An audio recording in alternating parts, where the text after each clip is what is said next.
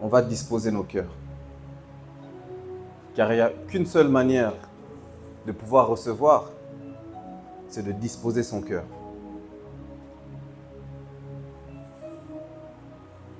Dieu dit dans sa parole,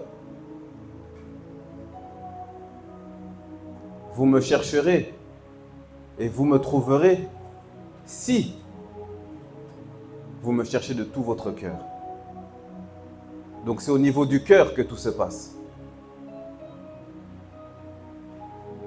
On va disposer nos cœurs. Pense à Dieu. Pense à Dieu. Pense à Dieu. Ne te laisse pas emporter par des éléments externes de distraction. Pense à Dieu. Que de tout ton cœur, tu puisses penser à Dieu. Car c'est à cet endroit-là que tu vas le rencontrer. Amen.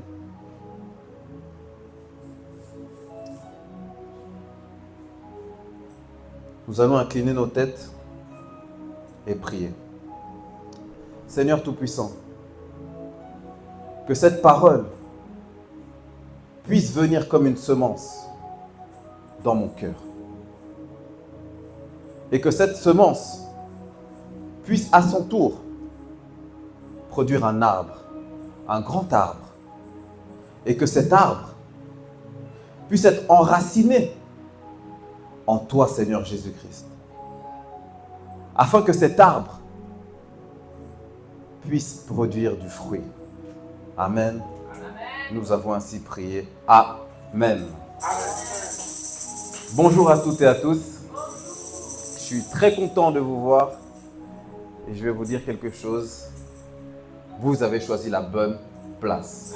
Amen. Vous avez choisi la bonne place. Je tenais d'abord, pasteur, à te remercier de cette grâce que tu nous accordes de pouvoir passer devant et apporter un message de la part de Dieu. Amen. Le thème de mon exhortation est le monde physique et le monde spirituel sont liés. Le monde physique et le monde spirituel sont liés. Amen. J'ai beaucoup aimé ce que Doudou, notre frère Doudou, a dit pendant la modération. Venir à l'église, c'est un acte qu'on pose. Amen. Le monde physique et le monde spirituel sont liés. Il y aura une différence entre regarder le culte en ligne et être ici dans la maison de Dieu. Amen. Donc le monde physique, c'est quoi? Le monde physique, c'est la réalité, c'est le matériel, le monde matériel que nous pouvons voir. C'est le monde qu'on peut voir à travers nos sens, que ce soit les yeux, le toucher, etc.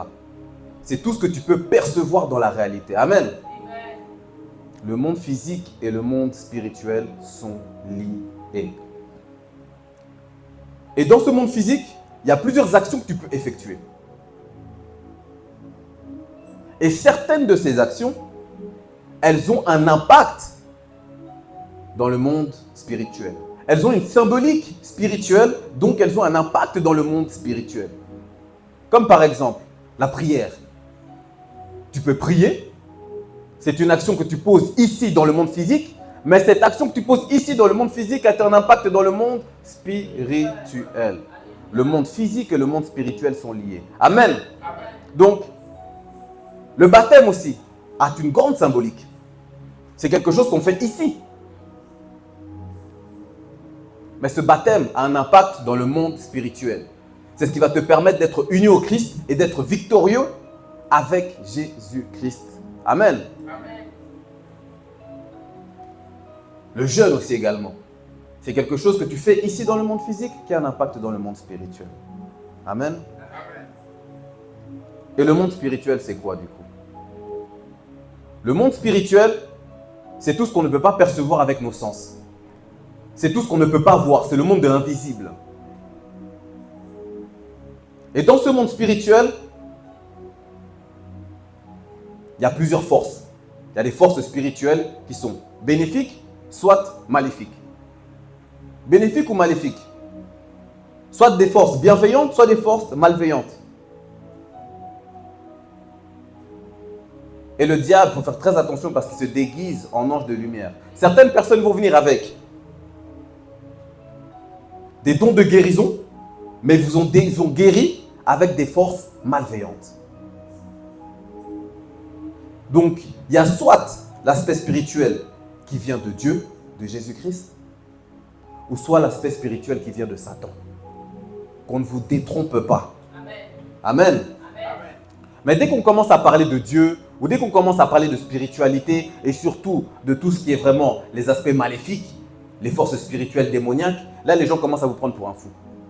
Mais non, mais regarde, toi, il y a la science, mais qu'est-ce que tu nous racontes? Or que, en réalité, quand on regarde, déjà de nos jours, ces forces spirituelles démoniaques, elles commencent à agir. On les voit sur les réseaux sociaux, on les voit sur Netflix, on les voit même dans la vie de tous les jours. On a déjà tous vu et entendu, oh, il y a un magicien par ici. Tu les vois même sur des Netflix. Ou de l'hypnose aussi. On a déjà vu des hypnotiseurs qui commencent à dire, au son de ma voix, je vais compter jusqu'à 3. À 3, tu vas te comporter comme un cheval. Dès qu'il dit 3, la personne se comporte comme un cheval. Là, les gens commencent à rigoler. Ah, waouh, il s'est comporté comme un cheval, il l'a manipulé. Oh, c'est drôle. Ah. Et qu'on ne vous détrompe pas. Amen. Ces forces spirituelles, elles sont là et elles agissent. Amen. Là où tout le monde commence à applaudir, au moment donné où il y a des hypnoses qui se passent sous nos yeux, il n'y a pas quelque chose qui vous frappe. Parce que moi, il y a quelque chose qui me tilte. Parce que oui, on voit ces hypnotiseurs. Ils ont fait se comporter comme des chevals, ils ont fait chanter des personnes, mais on n'a jamais entendu de choses négatives. On n'a jamais entendu quelqu'un qui a hypnotisé quelqu'un pour aller violer une femme. On n'a jamais entendu quelqu'un qui a hypnotisé quelqu'un pour manipuler de sa personne. Ça veut dire quoi? Même dans le monde, certains artistes disent quoi? Le monde est méchant. Les jeunes d'aujourd'hui, ils n'arrêtent pas de dire le monde est méchant. Et vous voyez, il y a de l'hypnose qui se passe, et non, eux, ils sont gentils. C'est qu'en réalité, les choses méchantes, ils les font en cachette. Les choses méchantes, ils les font en cachette. Parce qu'il y a un combat qui se passe. Et si toi, tu n'es pas au courant que tu es dans un combat, on va te frapper et tu n'auras même pas le temps de te protéger parce que tu ne sais même pas que tu es en combat. Et c'est ça l'objectif du diable. L'objectif du diable, c'est de te faire croire qu'il n'existe pas. Parce que si tu n'as pas conscience que le diable existe, tu ne vas pas pouvoir prendre les armes pour te défendre. Et quand il te frappera, KO.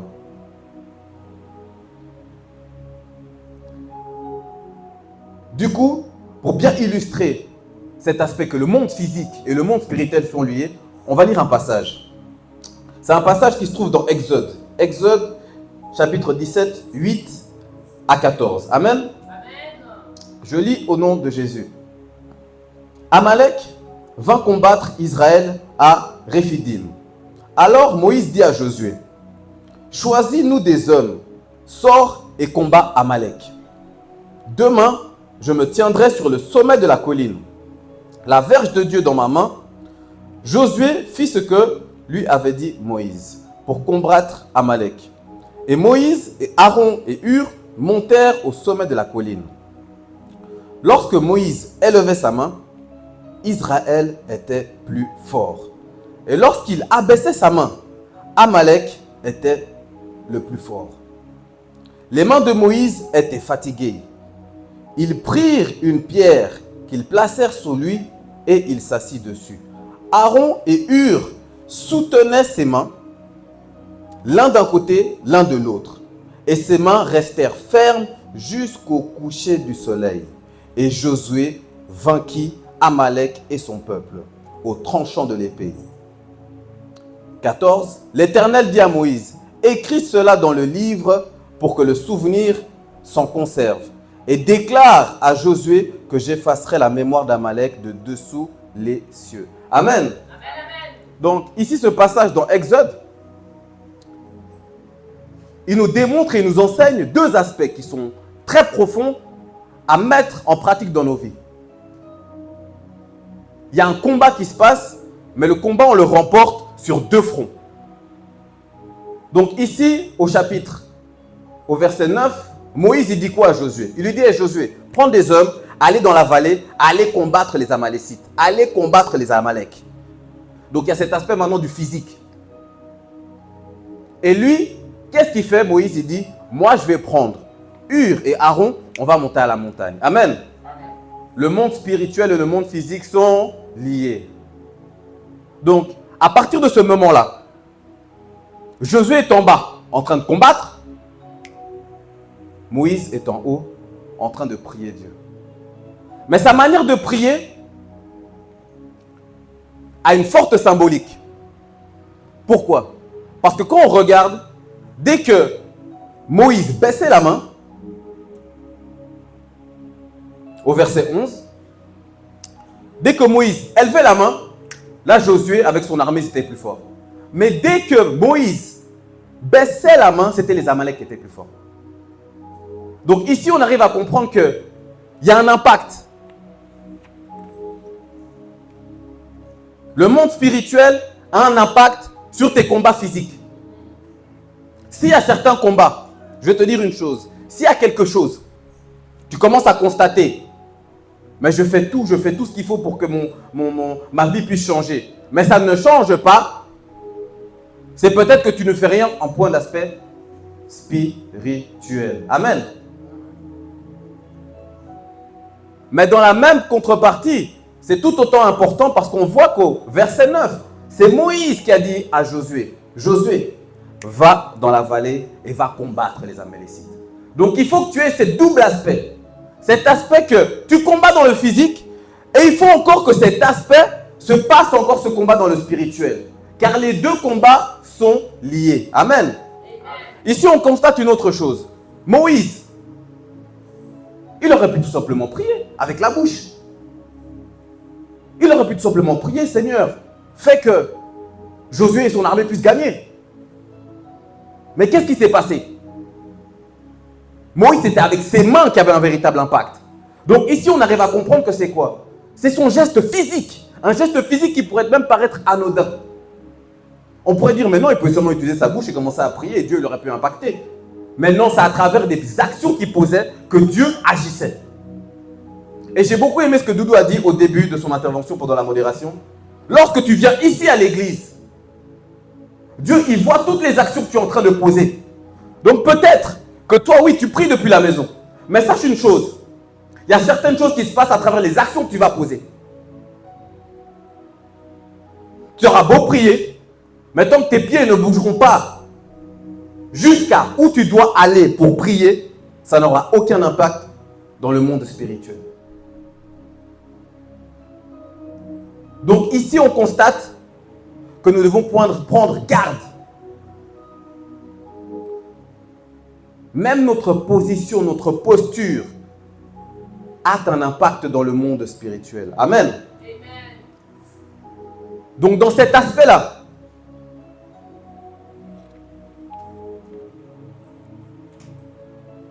une chose qu'il faut comprendre, c'est qu'on combat dans 2 domaines. Mais le plus important est dans le monde spirituel. Amen. Parce que dans Ephésiens 6:12, la Bible déclare: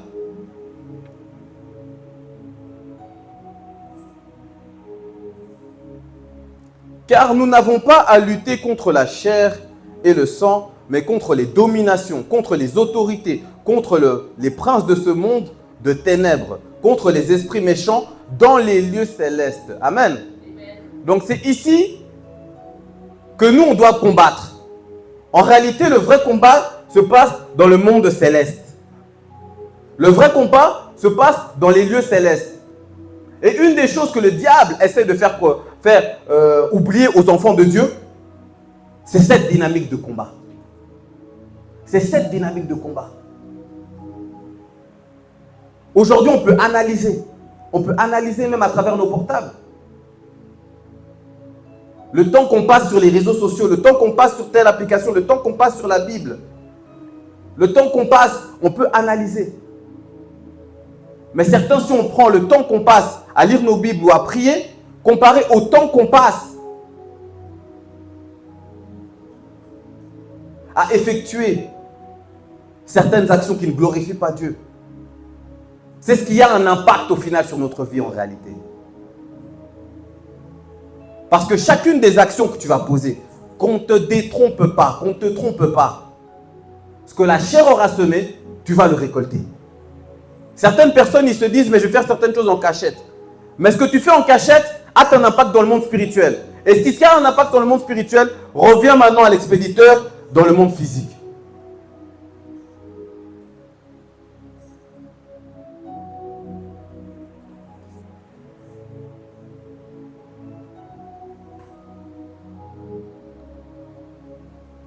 Parce qu'il y a tellement de choses qui se passent qui ne sont même pas normales. Il y a tellement de symboliques démoniaques qui agissent, mais les enfants de Dieu ne le voient même pas. Et quand les enfants de Dieu ne le voient même pas, ils ne sont même pas capables d'aller le dire. Écoutez, regardez. En réalité, ce n'est pas normal qu'il te manque 10 francs. En réalité, ce n'est pas normal que tu n'arrives pas à trouver du travail. C'est qu'il y a des forces démoniaques qui sont là.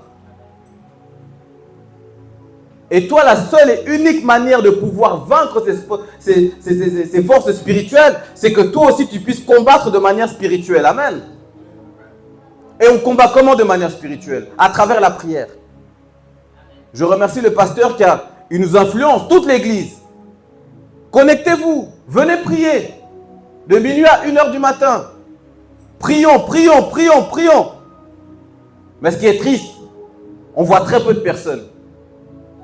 Et c'est ces mêmes personnes qui, au final, lorsque le diable a atteint un domaine de leur vie par rapport et avec des forces spirituelles, c'est ces mêmes personnes qui vont venir maintenant se plaindre auprès. Oh Dieu, tu m'as abandonné. Non, Dieu ne t'a pas abandonné. C'est juste que toi, tu n'as pas combattu. Tu n'as pas combattu. Il y a un combat spirituel qui se passe. On peut même le voir dans Matthieu 17, 21.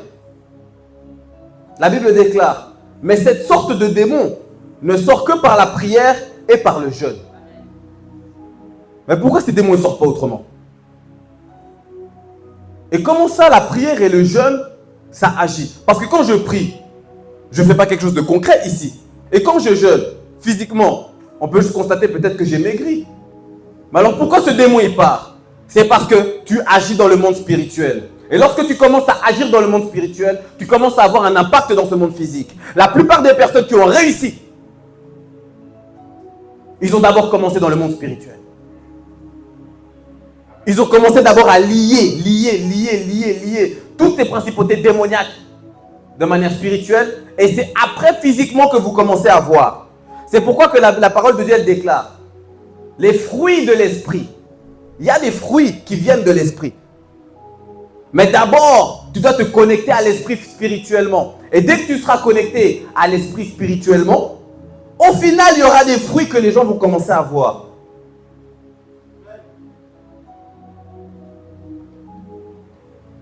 Mais ça commence en prière. Et si tu prends des décisions, des fermes décisions, parce que ça ne va pas être facile. Il y a des moments où on va te dire, mais non, mais pourquoi tu vas à l'église? Allez, viens, on va faire un barbecue. Allez, viens, on sort, on va s'amuser.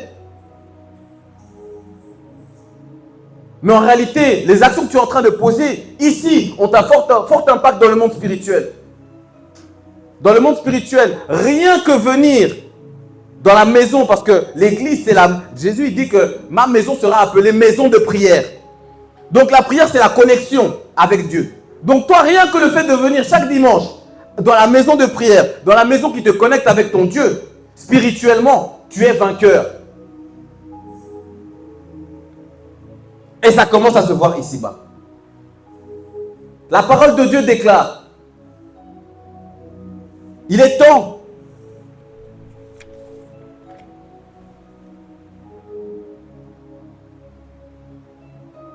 Jean 4, 23. Mais l'heure vient, et elle est déjà venue, où les vrais adorateurs adoreront le Père en esprit et en vérité. Car ce sont là les adorateurs que le Père demande. Donc d'abord, ce que Dieu il demande, c'est que tu puisses l'adorer en esprit. Mais l'adorer en esprit, on ne l'adore pas en esprit avec des actions charnelles. On l'adore en esprit avec des actions qui ont un impact dans le monde spirituel. Amen. Et quand tu vas adorer Dieu en esprit et en vérité, tu seras connecté avec lui dans le monde spirituel. Et c'est à partir de ce moment-là que tu seras appelé vainqueur. Amen. 1 Corinthiens 6, 17, la Bible déclare: mais celui qui s'attache au Seigneur est avec lui un seul esprit. Quand tu t'attaches avec le Seigneur, tu es avec lui un seul esprit. Mais comment t'attacher au Seigneur? Ça commence par le baptême. Ça commence aussi par la repentance. La prière, la méditation, la sanctification. Et tu t'enracines au Seigneur. Et à partir du moment où tu t'enracines au Seigneur, le Seigneur aujourd'hui est avec le Père, dans les lieux célestes. Et toi aussi tu commences à bénéficier.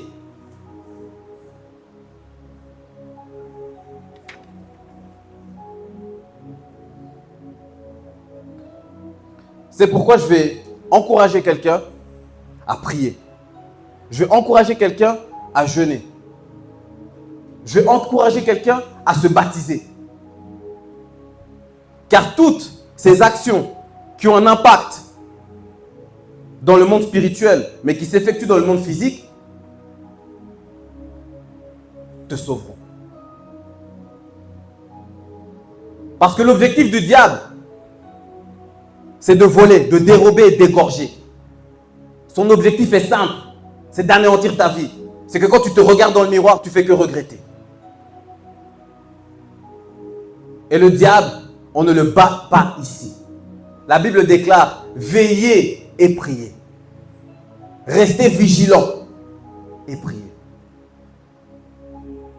On reste vigilant en restant connecté à Dieu.